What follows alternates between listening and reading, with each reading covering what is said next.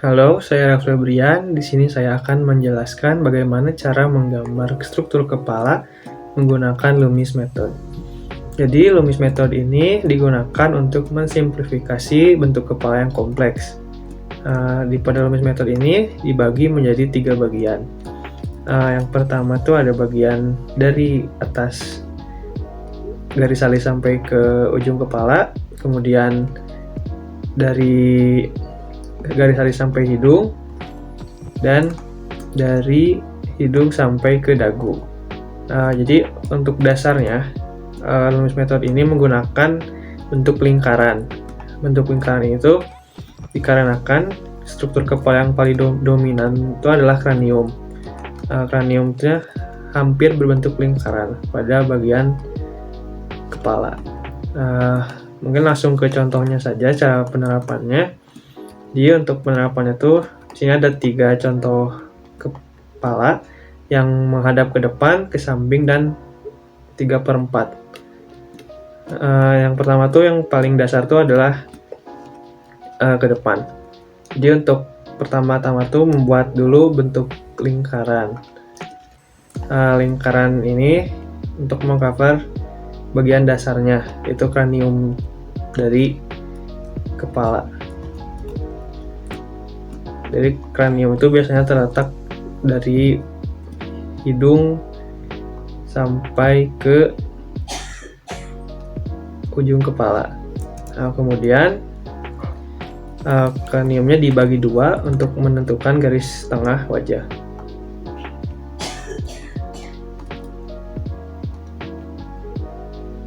Setelah dibagi 2, selanjutnya membuat garis alis,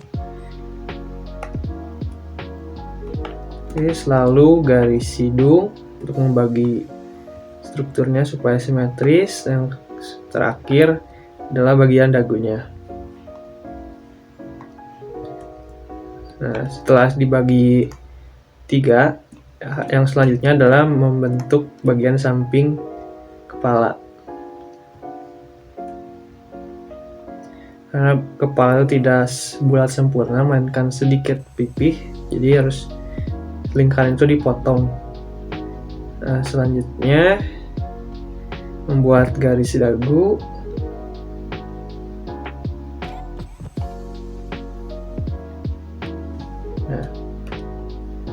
Lalu bagian lehernya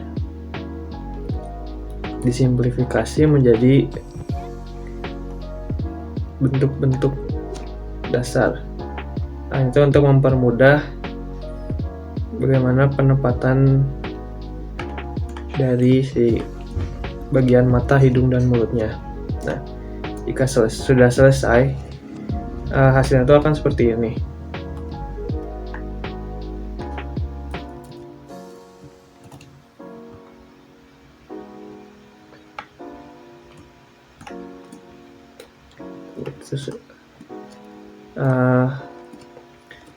Selanjutnya untuk kepala yang menyamping.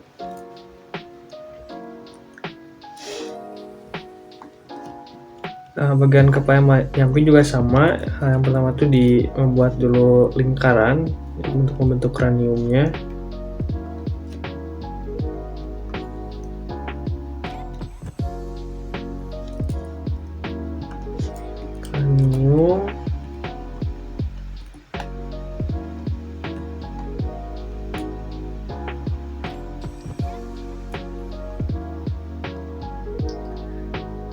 Lalu karena foto yang ini menghadapnya ke samping, jadi si garis depan wajahnya tuh ada di ujung sebelah kiri, sesuai dengan arah kemana wajahnya. Lalu membuat garis alis.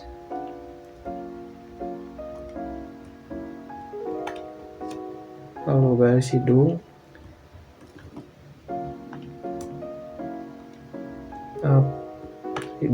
Jadi pada umumnya tuh si garis alis dan garis hidung tuh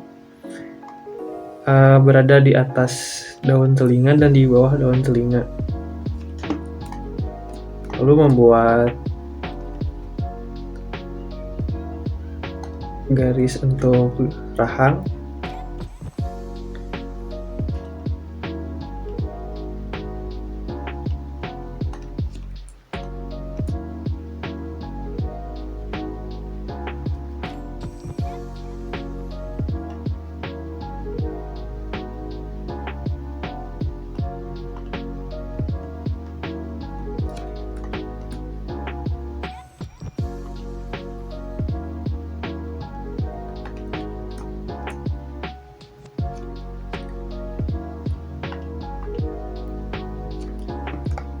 Lalu bagian leher,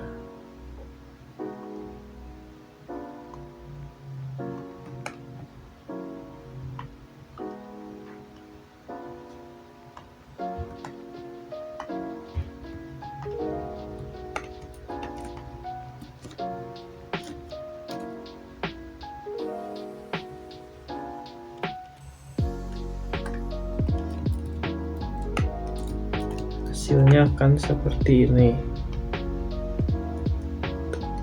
3/4 sama juga.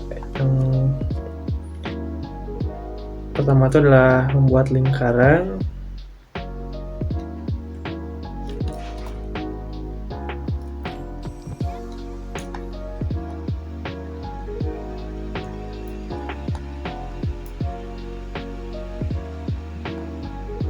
lalu membagi wajah menjadi 2 bagian.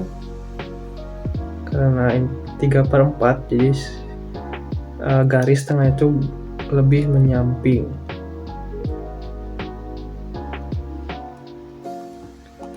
Lalu bagi garis halis, lalu garis hidung,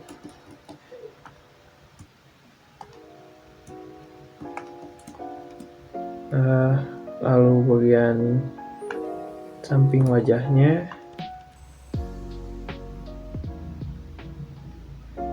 dagu dan rahang,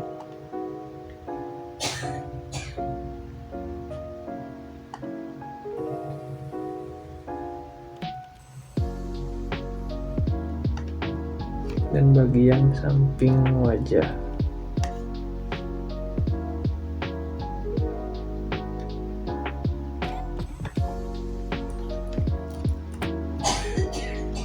Dengan yang lainnya, tambahkan juga bentuk simpel untuk bagian leher. Hasilnya akan seperti ini.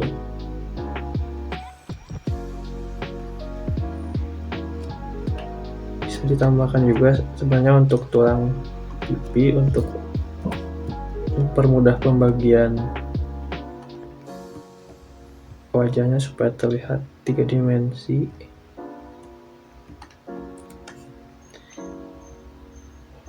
Seperti ini. Jadi pada intinya pembagian rumus metode itu dibagi menjadi 3 bagian untuk mempermudah penempatan fitur wajah. Itu bagian pertama dari jidat, lalu antara halis dan hidung, dan antara hidung dan dagu. Nah, untuk penerapannya sampai akhir, saya akan lampirkan timelapse pada menggunakan rumus metode ini.